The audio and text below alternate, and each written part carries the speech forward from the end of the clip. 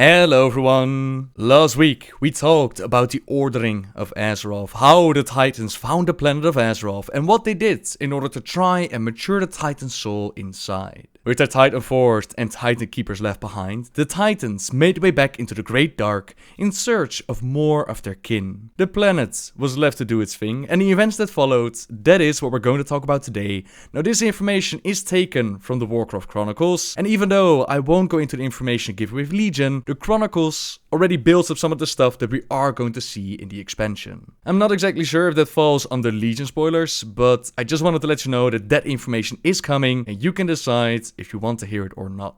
With that out of the way, let's begin, shall we? Bringing order to the planets and waging war with the old gods, it had taken quite a bit out of the keepers, and they became indifferent to the world, focused on maintaining their vaults and machines. The world didn't stand still though, and a massive threat in the form of a mutated proto-drake called Yogg-Saron appeared.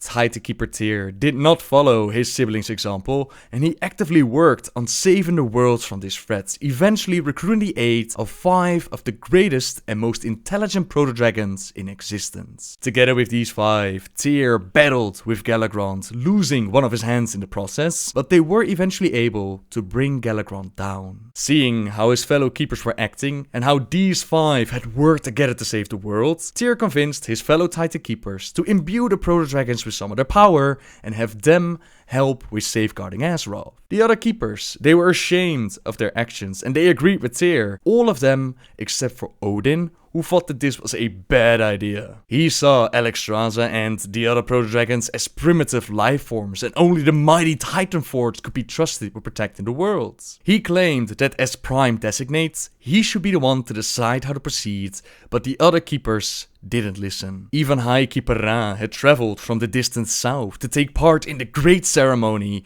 and they all agreed with Tyr. The keepers bestowed the blessing of the Titans upon these 5 proto-dragons, turning them into the dragon aspects. Freya called upon her creator Eonar to empower Yogg-Saron, turning her into the Lifebinder and giving her stewardship of the living world.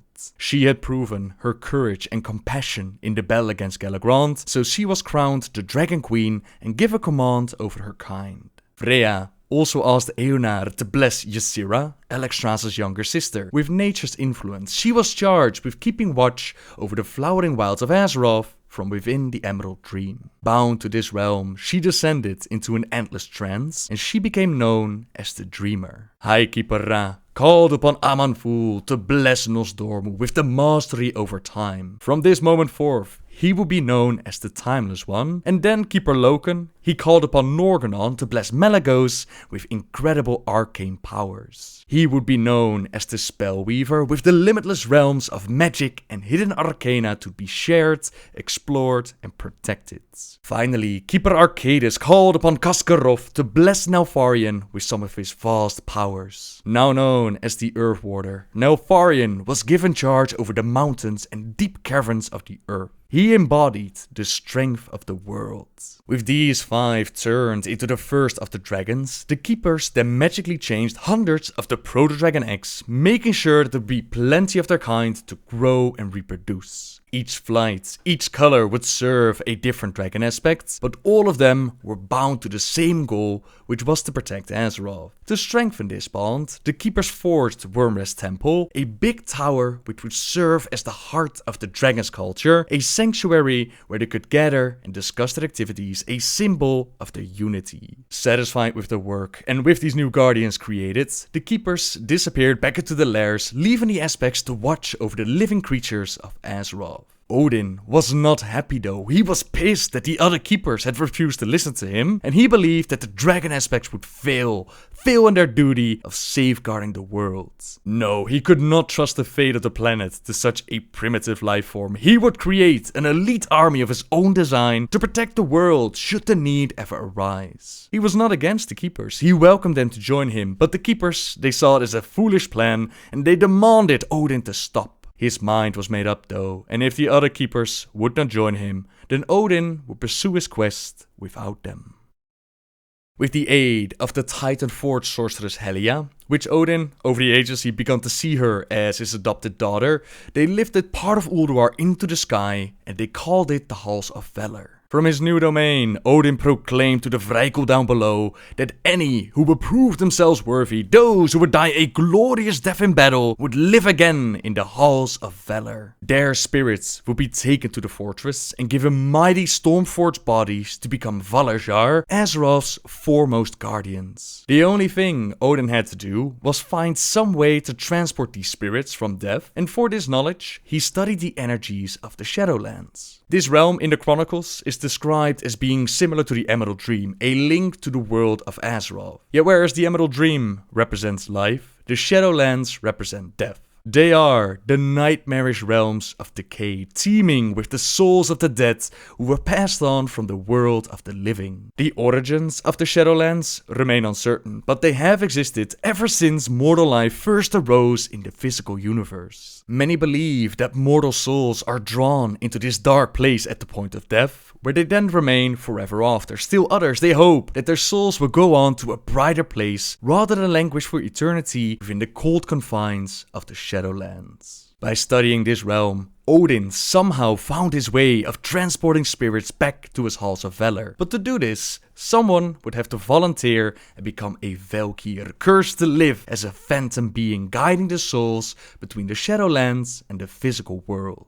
None of the Vrykul stepped up to take this job, so Odin decided that he was going to enforce the job on some poor soul, which Helya did not agree with. They ended up in a heated argument, with Helya trying to convince Odin to turn away from this mad plan of turning the Titan Forts into slaves. It grew so heated that the two of them nearly came to blows, but in the end, Helya warned Odin that she would return the Halls of Valor to Ulduar if Odin did not change his mind. With that, Odin had found his victim. He saw Helya as a threat, not only to his plans, but to the very safety of Azeroth, so he struck out. He shattered her physical form, and he twisted her spirit into the first of the Valkyr. Helya screamed, a tormented cry which could be heard all the way into Shadowlands, but this violent transformation was just the start. She loathed Odin for what he had done to her, but she also found herself unable to disobey his orders. As he commanded, Helya went out to transform more unwilling Vrykul into the cursed Valkyr, and for ages she and those unfortunate enough to join her, they were the ones who brought the souls of heroic Vrykul to the Halls of Valor, where Odin, he then trained and empowered each of them. He had no remorse for breaking from the Keepers or for transforming Helya into the first Valkyr. In his mind, everything that he had done was for the safety of Azeroth and in honor of the great Pantheon. However, Odin would soon regret the choices he had made. As all of this was going on, the Keepers went about the duties, but in the Great Dark, Sargeras was meditating on the fate of the universe. Doubt and despair twisted his every thought, and he became more and more certain that creation itself was flawed. The only way to spare the universe of the Void Lords was to purge it in fire, and so his grand burning crusade began. The fallen Titan traveled to his prison world of Mardoom, and he released the demons that he had imprisoned. The explosion of shattering the plane of banishment, it engulfed him with fell magic, transforming this once noble form and searing his very soul. His mind was still hell-bent on that one mission, prevent the Void Lords from possessing creation, and by shattering the prison, Sargeras had ruptured the boundaries between the Great Dark and the Twisting Nether. A monstrous celestial maw, a storm of emerald fire, it had ripped through the fabric of reality. It would remain a scarred creation, smoldering proof of Sargeras' madness for all eternity. Now Sargeras, he had managed to learn more about the nature of demons, including how to permanently kill them. So he offered those demons out of the prison, he offered them a choice. They could either join him in his burning legion, or they could be destroyed. This made the choice very easy. The demons gladly teamed up with their new leader, and Sargeras empowered them further. The Burning Legion went about their mission of destroying creation until Agrimar arrived, and he witnessed his former friend and mentor leading the demons. He demanded an explanation of Sargeras. What was he thinking? Yet Sargeras offered none. The two greatest warriors the universe had ever known, they went at each other, but Agrimar was at a disadvantage. Like all titans, he was susceptible to fell magic, and Sargeras was able to send him reeling in agony. Gathering all of his remaining might, Agramar struck out once more. Their blaze met, igniting a furious explosion of fell and arcane power. Both weapons had been shattered in that moment, and Agramar was heavily wounded by the blast. He was forced to retreat, only to gather the rest of the Pantheon, and together they tried to make Sargeras see reason. They informed him about this planet they had found, Azeroth, a titan spirit inside, so strong that surely with that spirit they could fight and stand up against the Void Lords together. Sargeras listened closely to the words, but he was unmoved. Nothing they could say could ever change his mind, and with a howl of rage and sorrow, Sargeras struck Agramar down, his ruined fell blade nearly cleaving the titan in two. Outraged by this murder, the Pantheon unleashed their phenomenal cosmic powers. They battled with Sargeras and the Legion. Stars withered and died as the battle raged across the cosmos, scarring vast stretches of reality. In the end, it was Sargeras with his fell-fueled might that had the upper hand. But before he could strike the Pantheon down, Norgannon used his powers to bend the energies of the universe to his will. He was able to protect their spirits and launch them into the Great Dark, but Sargeras thought that he had won the battle and destroyed his former brothers and sister. He had also gained valuable information about a little planet called Azeroth with a titan spirit inside. He didn't know where the planet was, but he was sure that in time he would find it and destroy it before we become corrupted by the Void Lords, just as he would with the rest of the universe.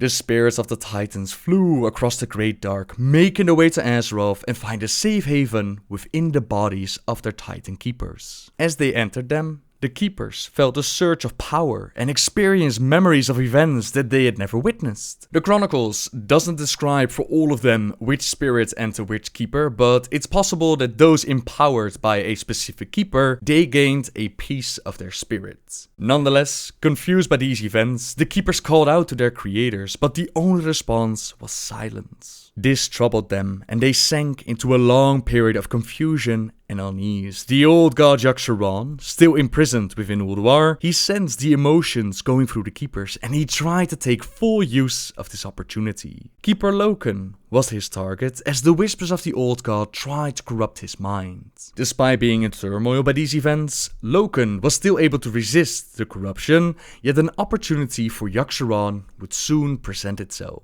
As Loken fell further into despair, he often sought comfort with a Vrykul named Sif, the mate of his brother, Keeper Thorim. Out of their meetings, a secret and forbidden love grew, a love that Yogg-Saron played upon, twisted it into a dangerous obsession. Loken became more and more compulsive, pushing Sif to openly professing their love for each other, but Sif was not having any of it. She knew that if Thorim discovered their affair, the unity of the Keepers would be shattered. She broke all ties with Loken, demanding that he left her in peace. But the thought of losing his beloved Sif, it drove Loken to madness. In anger and jealousy, he lashed out at his beloved, and in that moment, he killed her. Guilt took hold of the Titan Keeper, and yet he couldn't tell Thorim what he had done. He scrambled for a way to cover up Sif's death, and in that moment her spirit appeared before him. To his surprise, she actually forgave him for his actions and told him that Thorim could never learn the truth of what he had done. The Titan Forge would descend into a civil war, and every pledge he had ever made to the Pantheon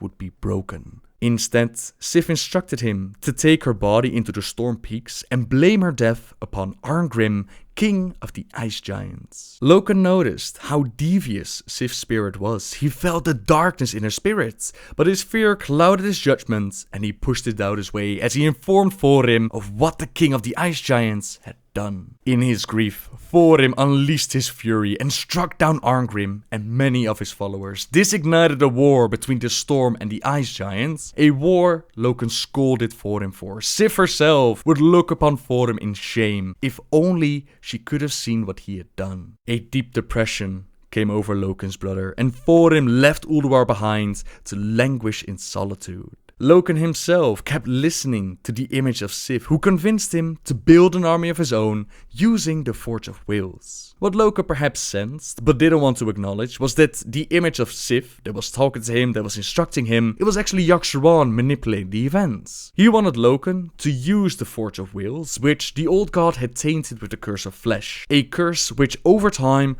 would literally give this newly shaped Titanforge flesh and make them more vulnerable to the old god's corruption. Not only would this curse be placed upon the new, created generation, they in turn would spread it to the already formed Titanforge. Too late did Loken fully recognize what this spirit of Sif actually was. He observed how his army of warriors were infected with darkness, but it was too late to back down now. Fear still gripped his heart. Fear that the Pantheon or Elgalon would come down and realize what he had done. Fear had made him Yogg-Saron's pawn, and this discovery shattered the last remaining bits of Loken's once noble heart, and he became obsessed with keeping his wrongdoings a secret, and he embraced the powers of the old god. With such a might at his command, he knew that he could defeat the remaining keepers and destroy all evidence of his wrongdoing. He sent out the army he had created to first overwhelm any of the remaining giants, and he ended the conflict between the storm giants and the ice giants. All those that still resisted,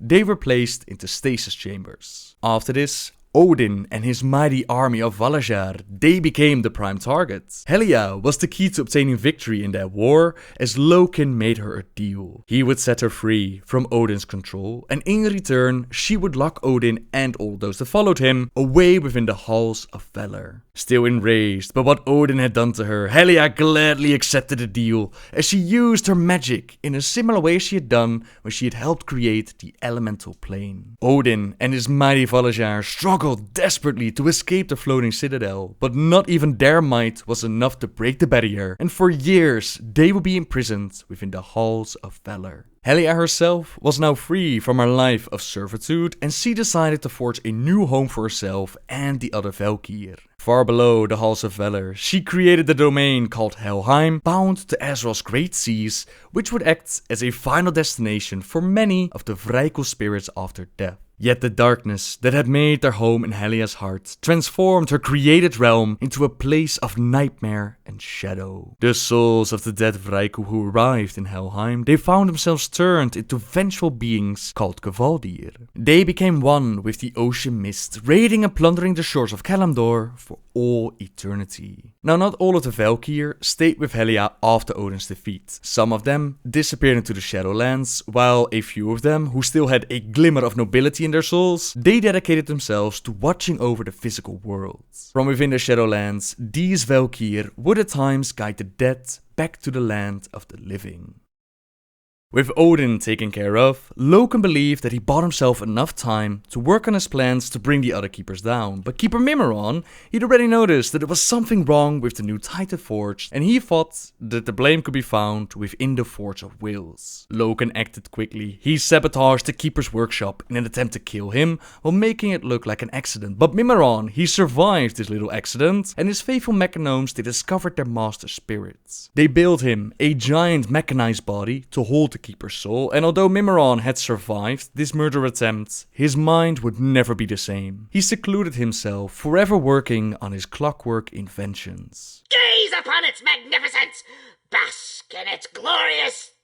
glory! Mimiron's fate would surely raise suspicion amongst the other keepers, so Loken knew he had to move fast. Freya was up first, and his army confronted her at the Temple of Life. Freya and Loken, they battled with each other. Their followers did the same, yet she was no match for Loken and the shadowy powers backing him up. Yogg-Saron himself enthralled Freya's spirit, compelling her to withdraw into the halls of Ulduar and spend her days tending to her garden. As Loken battled with Freya, Thorim was confronted by two fire giants named Ignis and Vulcan at the Temple of Winter. Their blistering inferno sapped Hodir's wintry strength and decimated his icy followers. Loken later arrived to subdue Hodir directly, and Yogg-Saron also took control of his mind, forcing this keeper to retreat into a frigid chamber within Ulduar. This meant that there were two keepers unaccounted for in the north, Tyr and Arcadis, and these two had managed to not fall for Loken's schemes. Tyr had long suspected that there was a darkness growing within the fallen keeper, a suspicion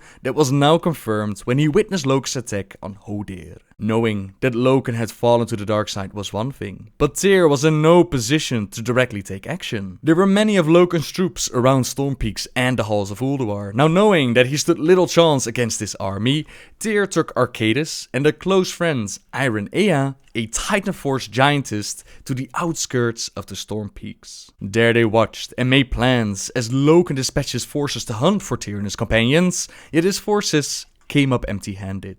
Loken believed that Tyr and his allies, they must have fled the region, so instead he turned his attention back to Ulduar, where he claimed his dominion. He altered the machines within the fortress, used them to appoint himself as the new prime designate of Azeroth. He also disabled the tainted Forge of Wills, and he banished many of his servants into the Storm Peaks. Ulduar was sealed off from the world as Loken languished in regret within Ulduar's silent halls. Despite everything he had done, everything that he had accomplished, he still feared that the Pantheon or Algalon would discover his crimes and punish him. In truth though, the greatest fear that Loken should have had was the threat directly beneath his feet. No longer under the watchful eyes of Ulduar's jailers, Yogg-Saron began to stir, working to free itself from its impregnable prison.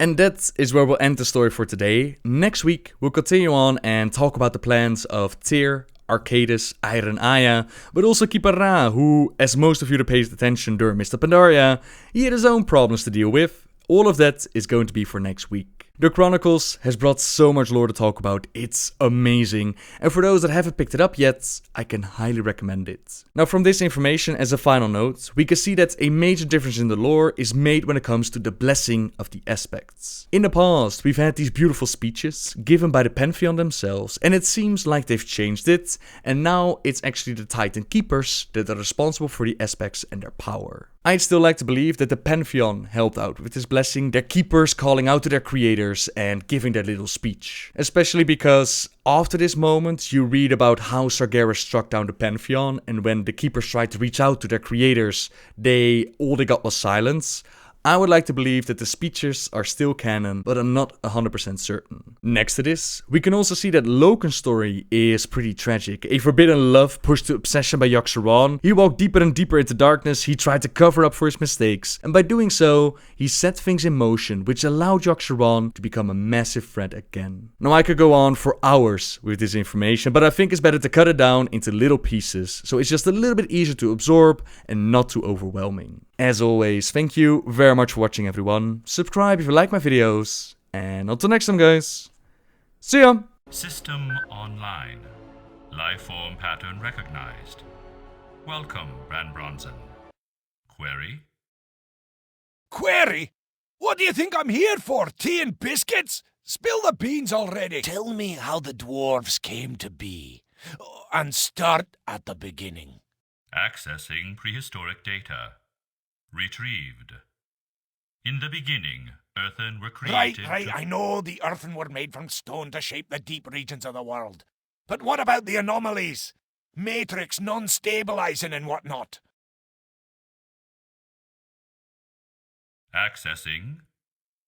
In the early stages of its development cycle, Azeroth suffered infection by parasitic, necrophotic symbiotes.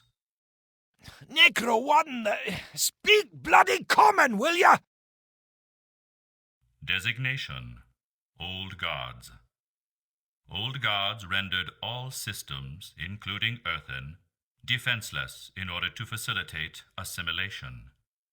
This matrix destabilization has been termed the Curse of Flesh. Effects of destabilization increased over time. Old gods, huh? So they zap the earthen with this curse of flesh, and then what?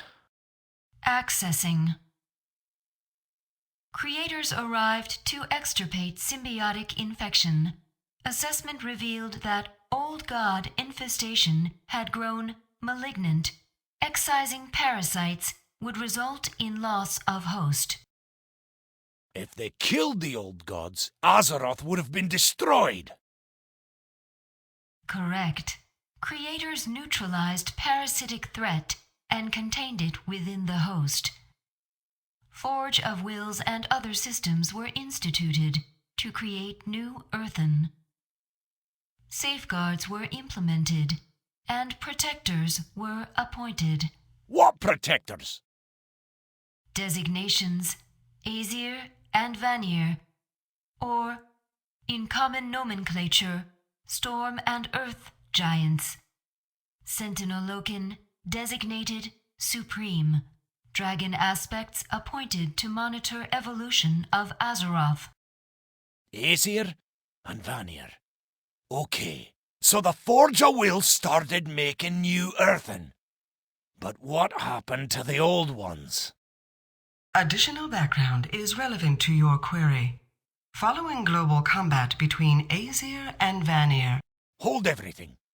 The Aesir and the Vanir went to war? Why? Unknown. Data suggests that impetus for global combat originated with Prime Designate Loken, who neutralized all remaining Aesir and Vanir, effecting termination of conflict. Prime Designate Loken then initiated stasis of several seed races, including Earthen, Giants, and Vrykul, at designated holding facilities. This Loken sounds like a nasty character. Glad we don't have to worry about the likes of him anymore. So if I'm understanding you right, the original Earthen eventually woke up from this stasis, and by that time, the whatever had turned them into proper dwarves. Or at least, dwarf ancestors. Essentially, that is correct.